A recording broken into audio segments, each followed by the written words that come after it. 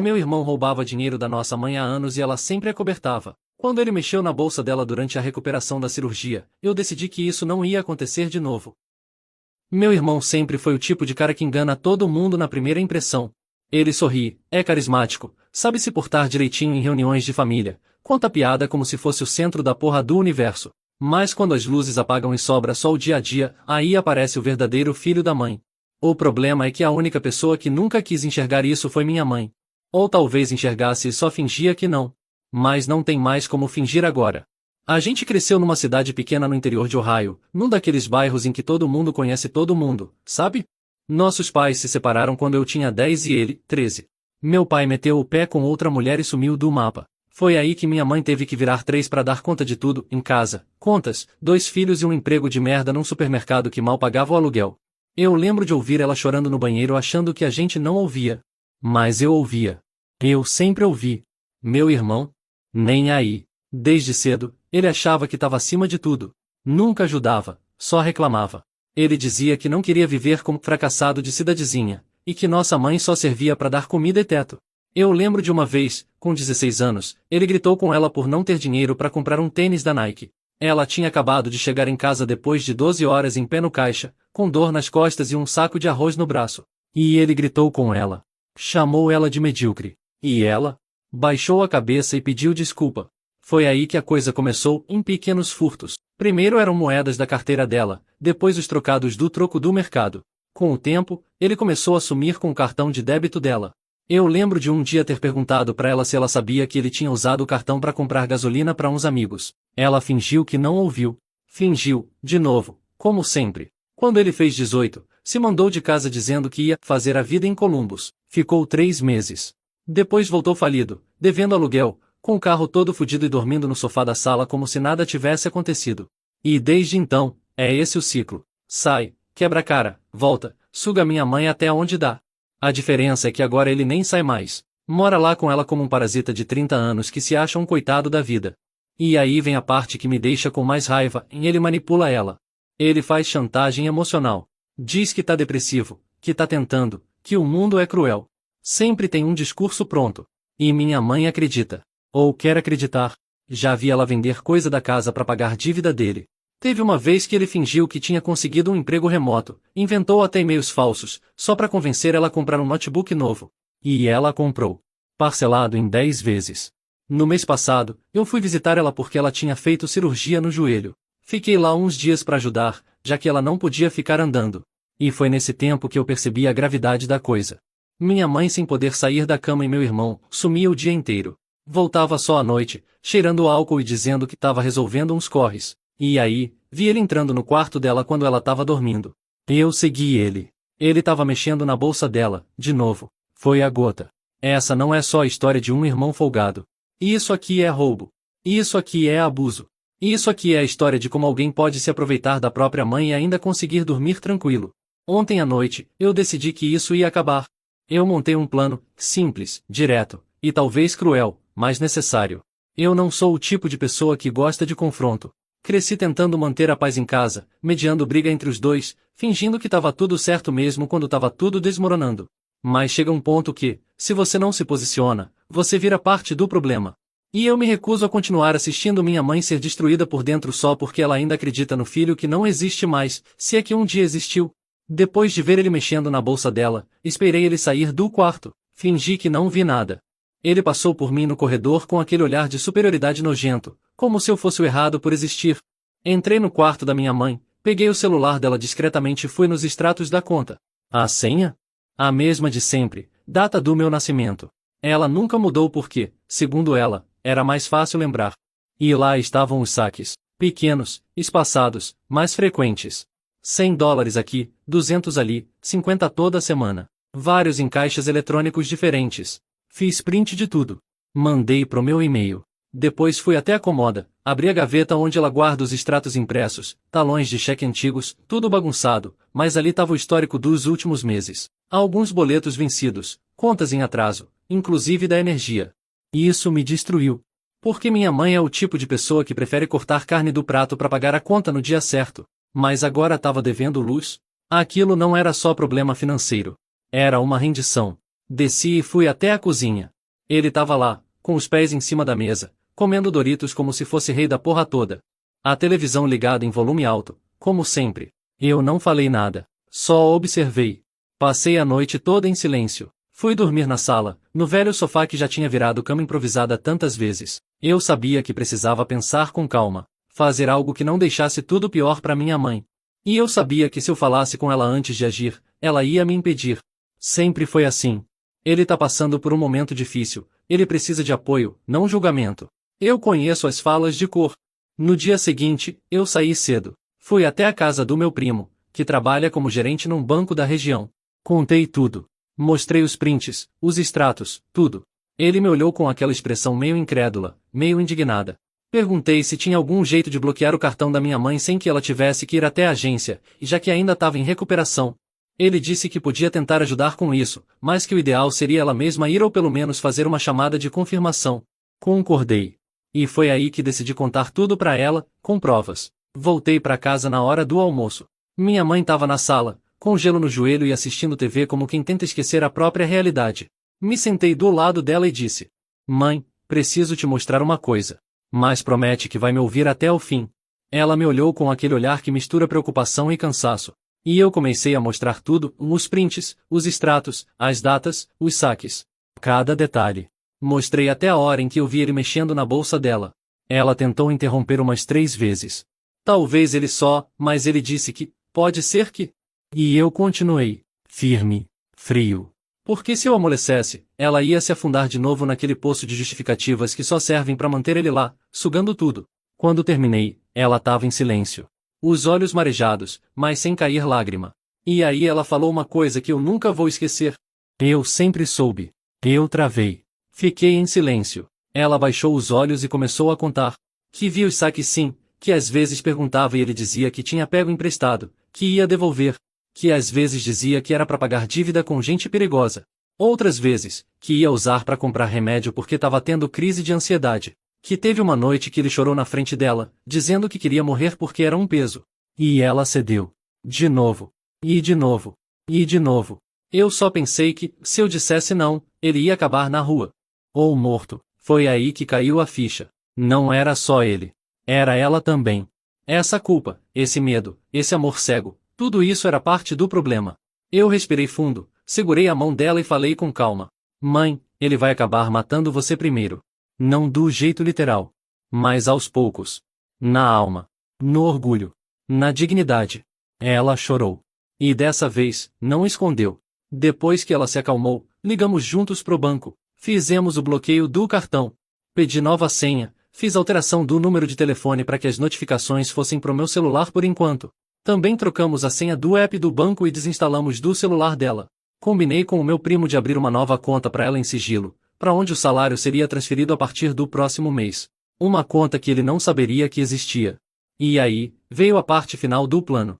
A parte que me fez perder o sono, mas que eu sabia que precisava fazer. Na noite seguinte, deixei meu irmão se acomodar. Ele saiu de novo, voltou tarde, do jeito de sempre. Esperei ele se trancar no quarto, e deixei uma carta impressa em cima da cama dele. 2 páginas. Detalhando tudo. As provas. Os prints. As datas. E um aviso. A próxima vez que você encostar na bolsa da nossa mãe, eu chamo a polícia. E não vai ter mãe para te salvar. No dia seguinte, eu acordei antes do sol.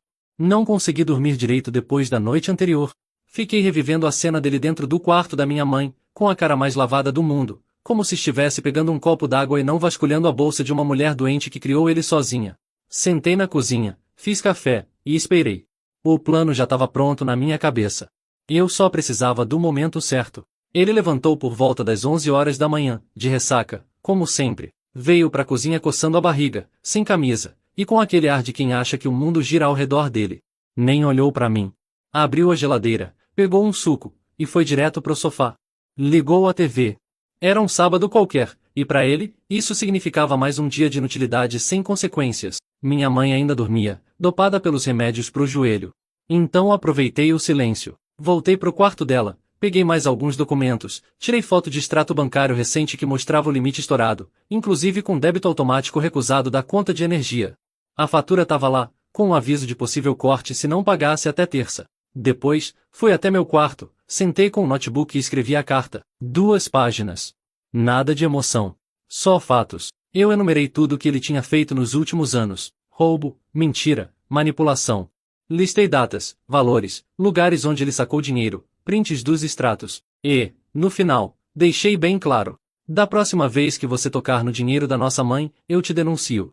E não vai ser pra família. Vai ser pra polícia. Já falei com o advogado. Já falei com o banco. Já falei com gente que pode te fuder legalmente. Você não é mais um adolescente confuso.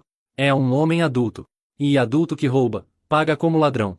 Imprimi. Dobrei. Coloquei num envelope. Esperei ele sair do sofá para ir fumar no quintal, coisa que ele sempre fazia no começo da tarde. Entrei no quarto dele, deixei o envelope em cima da cama, com o nome dele escrito em letras garrafais, e saí como se nada tivesse acontecido. Aquela tarde foi tensa. Ele voltou, percebeu o envelope, e ficou quase 1 hora trancado no quarto. A televisão ficou desligada. Nenhum barulho. Nem passo. Nada. Eu fiquei na cozinha, fingindo que lavava a louça, mas prestando atenção em cada movimento. Quando ele saiu, não disse uma palavra. Passou por mim como se eu não existisse. Foi direto até a garagem, onde ele sempre ficava quando queria pensar ou se afastar. Fumava escondido lá desde a adolescência, como se ninguém soubesse. E eu continuei ali, esperando. Um pouco depois, ele voltou. Dessa vez, com sangue nos olhos. Foi você que escreveu essa merda? Ele perguntou, segurando o envelope amassado. Fui, respondi. Simples assim. Sem teatrinho. Tu acha que é quem pra me ameaçar, hein? Ele veio pra cima, com aquele jeito de valentão barato que só funciona quando a vítima não reage. Mas dessa vez, eu reagi. Eu sou o cara que viu você roubando a nossa mãe.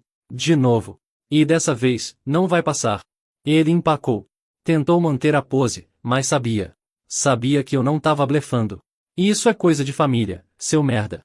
A gente resolve entre a gente. Resolveu o caralho. Se você tocar num centavo dela de novo, eu mesmo te entrego. Com prova. Com testemunha. Com tudo. Ele riu. Um riso nervoso, seco. E você acha que ela vai deixar?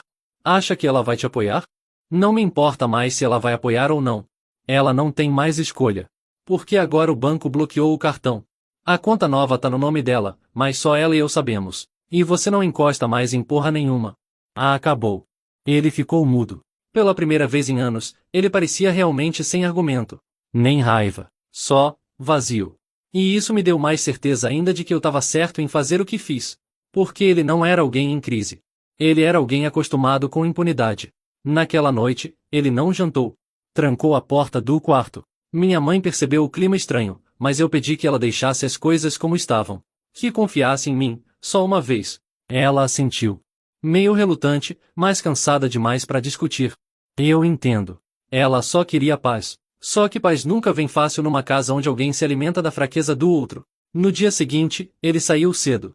Levou uma mochila e sumiu. Disse que ia respirar. Não voltou até hoje. A mãe me perguntou onde ele tinha ido. Eu menti. Disse que ele precisava pensar um pouco e que talvez fosse bom dar espaço. Ela aceitou. No fundo, acho que ela sabe. Talvez ela sempre soube. Mas eu também sei que isso ainda não acabou. Porque quem vive sugando os outros, uma hora volta. Sempre volta. 4º dia sem sinal dele. Nenhuma mensagem, ligação, nem barulho de chave na porta. Meu irmão sumiu como um fantasma. E pra ser sincero, no começo, isso me deu um alívio que eu não tinha sentido em anos. A casa estava silenciosa. Minha mãe conseguiu dormir sem acordar de madrugada com a porta do quarto abrindo ou com o som da TV alta às 3 da manhã. Mas por trás desse alívio, tinha uma tensão acumulando. Porque se tem uma coisa que meu irmão nunca foi, é previsível. E eu sabia que ele não ia deixar barato. No 5º dia, ele voltou. Era quase 9 da noite. Eu tava lavando a louça quando ouvi o motor do carro velho dele na garagem. Ele entrou como se nada tivesse acontecido. Mochila no ombro, boné virado para trás, e aquele mesmo olhar de sempre, aquele que tenta medir até onde ele pode ir antes de explodir. Eu não falei nada, só esperei. Ele foi direto pro quarto, trancou a porta, e ficou lá. Por horas. Minha mãe, claro, ficou mexida. Perguntou se eu sabia onde ele tinha estado. Eu disse que não. E ela, de novo, deu aquela desculpa de mãe em talvez ele só precise de tempo. A gente sabe que não é isso, mas tudo bem. Eu deixei. Não era hora de discutir com ela. O confronto maior estava vindo. No dia seguinte, eu saí para resolver umas coisas e quando voltei, encontrei meu irmão na cozinha, de frente para minha mãe. Tava tentando se justificar, claro. Eu ouvi do corredor. Mãe, eu juro que não era a minha intenção. Eu só precisava resolver umas contas. Eu ia devolver tudo. A mesma ladainha de sempre. A voz baixa, pastosa, com uma pitada de choro falso, do tipo que ele usa quando quer quebrar a resistência dela. Entrei na cozinha e ele se calou. Me encarou como se eu tivesse estragado o teatrinho. Eu olhei para minha mãe e disse: Você vai cair nessa de novo? Ela não respondeu. Ficou olhando para a pia, com os olhos meio perdidos. Ele tentou cortar o clima. Tu acha o quê? Que é o herói agora? Que resolveu tudo com essa ameaça ridícula? Tu destruiu a confiança da nossa mãe, seu merda. Confiança. Eu ri, sem vontade. Roubar todo mês não destruiu a confiança dela, mas o que eu fiz sim? Me poupa. Ele deu um passo para frente, como se quisesse crescer para cima de mim. Mas não conseguiu. Eu tava firme. Mais do que nunca. E ele sabia. Eu falei. Agora é o seguinte, a casa não é sua. O dinheiro não é seu. A paciência dela, que já foi infinita, acabou. Se quiser continuar aqui, vai ter que seguir regras. Nada de cartão. Nada de pegar carro. Nada de sair sem avisar. E sim, a conta agora é monitorada. Se quiser viver como adulto, comece a agir como um. Ele ficou mudo, travado. Porque a raiva dele nunca foi corajosa. Sempre foi covarde. E essa era a primeira vez que alguém impunha um limite de verdade. Um que não dava para empurrar com palavras doces ou chantagem emocional. A mãe, claro, tentou apaziguar. Gente, por favor. Sem briga. Mas não era briga. Era definição de fronteira. Era colocar um fim numa dinâmica podre que durava mais de uma década. No final daquela noite, ele foi pro quarto, bateu a porta com força. Só que agora, não me afetava mais. Porque naquele momento, eu entendi que o problema nunca foi só ele. Foi todo o sistema que permitiu ele ser assim. A conivência. O medo. A culpa. Na manhã seguinte, minha mãe me chamou para conversar. Na varanda. Sentamos no mesmo lugar onde ela me ensinou a amarrar o tênis quando eu era criança. Ela estava com aquele olhar cansado, mas também com algo novo ali. Uma espécie de consciência. Ela disse. Eu nunca tive coragem de dizer não. Nem quando ele me machucava. Nem quando eu sabia que ele estava mentindo. Porque na minha cabeça, eu falhei como mãe. E se eu falhei, eu precisava compensar. Só que, talvez eu só tenha deixado ele falhar também. Foi a primeira vez que ela reconheceu isso. E só isso já valeu todo o estresse dos últimos dias. Eu disse que não era tarde. Que dava para mudar. Que se ela quisesse ajuda para estabelecer limites, para se proteger, eu estaria ali. Nos dias seguintes, meu irmão tentou mais algumas investidas. Pequenas. Tipo perguntar onde estava o novo cartão, dizer que precisava comprar remédio mas sem mostrar receita. Só que agora, minha mãe dizia não. Sem drama. Sem culpa. Só não. E isso para ele era um choque maior do que qualquer carta. Eu sabia que ele não ia aceitar calado. O silêncio era só o intervalo entre o golpe e a reação. E não deu outra. 2 dias depois daquela conversa na cozinha, ele começou a agir. E não foi direto. Foi na surdina, do jeitinho que ele sempre gostou, plantando veneno onde ninguém espera. Dessa vez, ele foi atrás da única coisa que ainda poderia usar contra mim, a própria família. A primeira foi nossa tia, irmã da minha mãe. Ela mora a algumas cidades de distância, mas sempre teve aquela visão romantizada do meu irmão. Para ela, ele era o menino sensível, o filho que sofreu com o abandono do pai, o coitado que só precisava de um empurrãozinho. Ela nunca viu de perto, só ouviu o que ele queria que ela ouvisse. Então quando ele ligou para ela, chorando, dizendo que eu tinha tomado o controle da casa, que tinha virado a cabeça da mãe contra ele, que estava espiando os gastos dela como se fosse um policial, é claro que ela acreditou. Ela me ligou no dia seguinte, indignada. O que tá acontecendo aí? Perguntou, sem nem cumprimentar. Como assim? Teu irmão me contou que você tá tratando ele como lixo, que tá bancando o dono da casa, como se tua mãe não fosse capaz de cuidar das próprias coisas. Respirei fundo. Expliquei tudo, ponto por ponto. Os saques, os furtos, a carta, o bloqueio da conta. Mas dava para sentir que ela não estava ouvindo de verdade. A imagem que ela construiu do meu irmão era tão resistente quanto o delírio dele mesmo. Olha, eu só acho que você tá sendo duro demais. Família a gente acolhe, não expulsa, ela disse, cheia de moral. Família também sabe quando tá sendo usada, tia. E ele tá usando a mãe há anos, só que agora acabou. Ela desligou, fria. Não quis escutar mais nada. E foi aí que começou o segundo ato da novela, e ele saiu espalhando versão própria para todo mundo. Ligou para nossos avós, nossos primos, até para os vizinhos mais fofoqueiros. A história era sempre parecida, que eu tinha me voltado contra ele por inveja, que eu era o certinho da família tentando ferrar o irmão que nunca teve chance. E o pior é que parte da família caiu nessa. Comecei a receber mensagens passivo-agressivas de primos que mal me falam no Natal. Frases tipo, espero que vocês consigam se entender, ou ninguém ganha com briga de irmão. Gente que nunca viu minha mãe chorando sozinha na cozinha porque o cartão dela foi recusado no mercado. Gente que não fazia ideia do que estava falando, mas se achava no direito de opinar. Meu irmão é um mestre da vitimização. Ele sabe se fazer de coitado como ninguém. Constrói uma narrativa tão bem amarrada que até parece real, até você olhar mais de perto. E foi exatamente o que eu decidi fazer, é mostrar a verdade de perto. A gente tem um grupo de família, desses meio abandonados que só ressuscitam em época de feriado ou tragédia. E foi lá que eu mandei um texto. Não uma indireta. Não um desabafo. Um texto direto, com provas. Escrevi algo como: já que algumas pessoas têm recebido uma versão distorcida do que está acontecendo aqui em casa, resolvi esclarecer de forma objetiva. Durante anos, o nome do irmão tem retirado dinheiro da nossa mãe sem autorização. E isso não é opinião. E isso é fato. Tenho extratos, registros, testemunhas. Recentemente, ele invadiu o quarto dela enquanto dormia para pegar o cartão. Depois disso, bloqueamos a conta e tomamos providências para que isso não aconteça de novo. Quem quiser os detalhes, eu envio por mensagem privada. Em menos de 5 minutos, o grupo virou uma confusão. Algumas pessoas saíram. Outras mandaram mensagem me pedindo desculpas por terem acreditado na versão dele. E claro, teve os que ficaram em silêncio, provavelmente engolindo a culpa de ter defendido o errado. Meu irmão não respondeu no grupo. Mas no dia seguinte, veio até mim. Parado no batente da porta do meu quarto, com o rosto sério. Você tá feliz agora? Levantei os olhos do notebook e encarei ele. Tô aliviado. Porque agora ninguém mais pode dizer que não sabia. Ele me olhou como se quisesse me furar com o olhar. Mas não disse nada. Saiu e bateu a porta do quarto com força. No dia seguinte, minha mãe recebeu uma mensagem da tia dizendo que não sabia que a situação tinha chegado nesse ponto. Pediu desculpa. Disse que não queria se meter, mas que agora entendia melhor. Minha mãe chorou. E dessa vez, não era por tristeza. Era por alívio. Pela primeira vez, alguém acreditou nela. Pela primeira vez, o peso saiu das costas dela e caiu onde sempre deveria ter caído, e nos ombros dele. Depois da mensagem no grupo da família, meu irmão ficou mais discreto. Não pediu dinheiro, não se meteu nas conversas da casa, não provocou, não reclamou. Ele fingiu neutralidade. Mas eu conheço esse silêncio. Era só a maré recuando antes de uma onda ainda maior. Minha mãe, mesmo aliviada por não estar mais sozinha, ficou visivelmente desconfortável com o clima entre nós. Tentava puxar assunto com ele, perguntava se ele precisava de algo, oferecia comida, essas coisas de mãe que tenta manter a estrutura funcionando mesmo com tudo caindo. Ele sempre respondia com frases secas, olhava para mim com rancor mal disfarçado e voltava pro quarto. Mas ele não estava só se isolando. Tava planejando.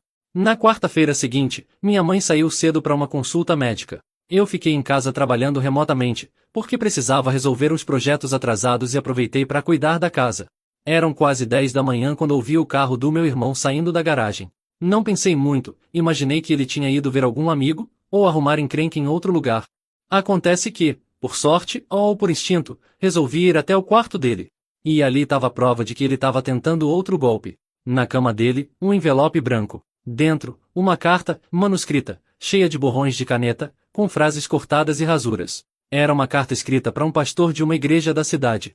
Nela, meu irmão contava a versão dele e dizia que estava sendo expulso da casa da mãe, que a família estava contra ele por causa de um mal-entendido, que ele precisava de ajuda para recomeçar. Ele apelava para a religião, falava que queria se reerguer, que precisava de alguém que acreditasse nele. No fim da carta, pedia ajuda financeira ou abrigo. E junto da carta, um comprovante de endereço, ainda com o nome da nossa mãe, e uma folha com anotações de contatos de líderes religiosos da região. Ele tinha feito uma pequena lista, igrejas evangélicas, grupos de ajuda comunitária, e até nomes de assistentes sociais. Era isso. Ele estava montando uma versão alternativa da própria história para tentar arrancar dinheiro ou abrigo de estranhos. Ia usar a fé e a boa vontade dos outros como ferramenta. De novo, tentando se safar sem encarar o que ele realmente era. Tirei foto de tudo, guardei. E esperei ele voltar. À noite, depois do jantar, chamei minha mãe para conversar. Mostrei a carta, os contatos, tudo. Ela ficou muda. Me olhou, depois olhou pro envelope, depois abaixou a cabeça. Disse baixinho: eu não sei mais o que fazer. E eu entendi o que ela queria dizer. Ela não estava dizendo, não sei como controlar ele. Ela estava dizendo, não sei como deixar ele ir.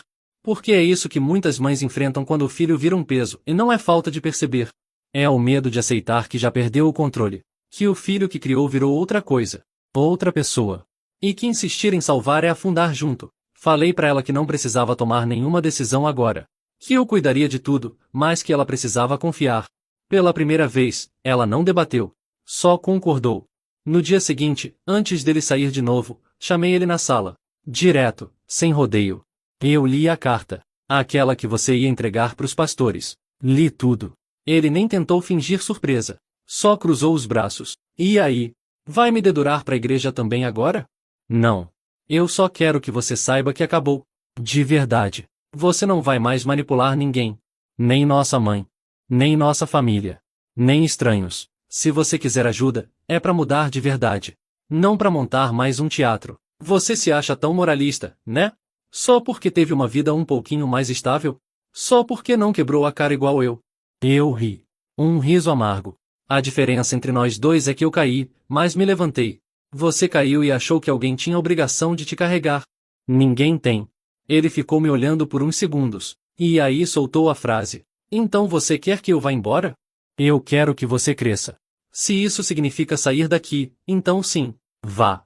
No dia seguinte, ele saiu de novo. Só que dessa vez levou tudo. Roupas, documentos, até o videogame que a minha mãe tinha comprado para ele anos atrás. Não avisou para onde ia. Não deixou bilhete. Só foi. E dessa vez, a gente não foi atrás. Minha mãe chorou no primeiro dia. No segundo, ficou em silêncio. No terceiro, lavou as roupas dele que ainda estavam no cesto, dobrando como se ainda fizesse sentido.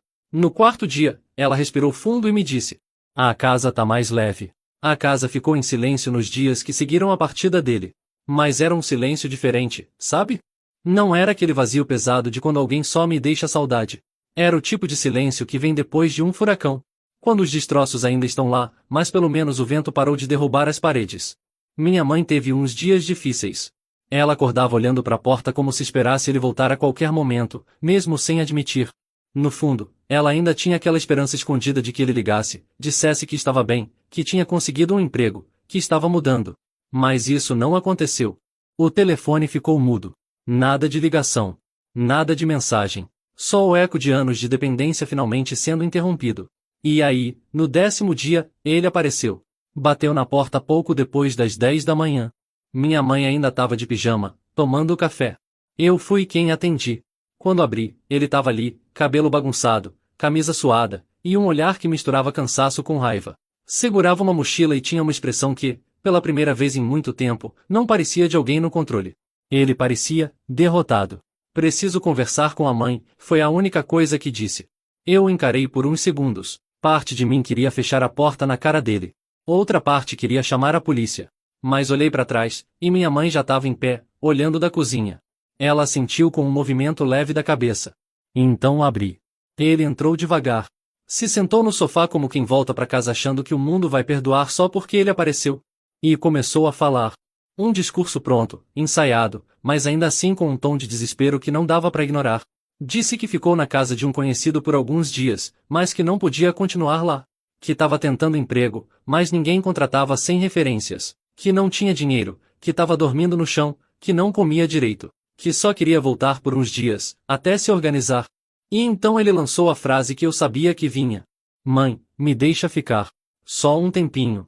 Juro que vai ser diferente. Minha mãe olhou para ele por longos segundos. O tipo de olhar que pesa uma vida inteira em silêncio. E aí ela falou. Não gritando. Não chorando. Com calma. Como quem finalmente aceita a verdade. Filho, eu te amo. Mas não. Ele piscou, confuso. Não parecia acreditar no que tinha ouvido. Como assim, não? Eu te amo. E é por isso que não posso deixar você destruir tudo de novo. Ele levantou do sofá. A voz começou a ficar mais alta. Então é isso? Você escutou ele e agora eu sou o inimigo? Vai escolher ele em vez de mim?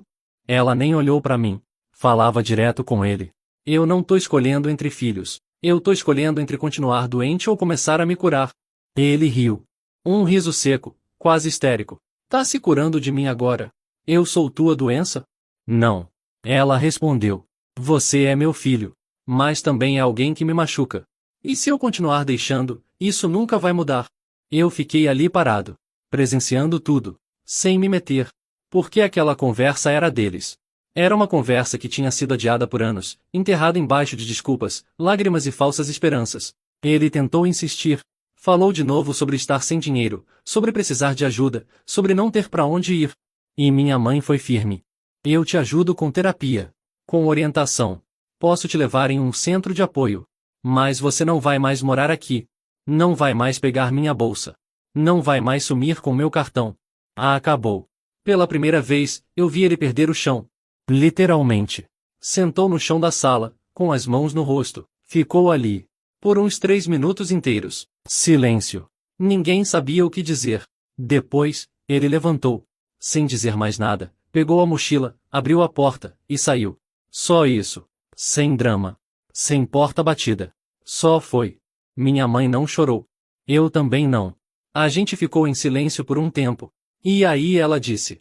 Eu pensei que nunca teria coragem de dizer não para ele. Mas agora entendo, amor também é limite. Naquela noite, ela dormiu cedo. Pela primeira vez em muito tempo, não deixou a luz do corredor acesa. Não trancou a porta do quarto. Dormiu como quem sabe que, mesmo com tudo quebrado, ainda tem conserto. O que veio depois foi um tipo estranho de paz. A casa ficou mais silenciosa, mas não era o silêncio desconfortável de quem tá esperando o pior. Era o silêncio da reconstrução. A ausência dele já não era um vazio, era espaço. Espaço para minha mãe respirar. Para mim pensar sem raiva. E para a gente existir sem pisar em ovos. Nos primeiros dias depois que ele saiu, ninguém soube para onde ele foi. A gente não ouviu nada. Nenhuma mensagem. Nenhuma indireta em rede social. Nenhuma ligação às 3 da manhã, como tantas vezes antes. Só silêncio. Parte de mim achava que ele estava armando alguma nova encenação. Outra parte, e essa era nova para mim, começou a não se importar tanto. Porque chega um momento em que você entende que amar alguém não significa carregar essa pessoa nas costas até o fim dos seus dias. Amar também é saber soltar. Saber deixar cair. E aceitar que, às vezes, cair é a única chance real de levantar. Um mês depois, recebi uma mensagem. Era dele. Preciso conversar. Só quero falar. Nada mais. Não respondi no mesmo dia. Mostrei para minha mãe. Ela ficou quieta por uns minutos, depois disse. Escuta se quiser. Mas se for só mais do mesmo, você não tem obrigação nenhuma. Eu respondi no dia seguinte. Marquei num café da cidade, num lugar público. Não porque eu esperava confusão, mas porque precisava da distância emocional que um lugar com gente estranha oferece. Cheguei primeiro. E esperei. E ele apareceu com o mesmo boné surrado de sempre e uma mochila nas costas. Só que com uma cara que eu nunca tinha visto nele, na de quem foi dobrado pela vida.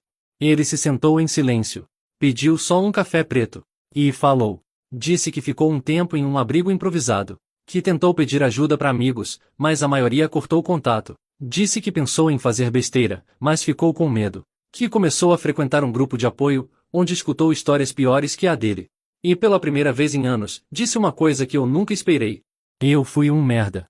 Fiquei em silêncio. Deixei ele continuar. Eu sempre achei que era só uma fase. Que um dia eu ia dar certo. Mas no fundo, eu tava usando todo mundo como muleta. Você. A mãe.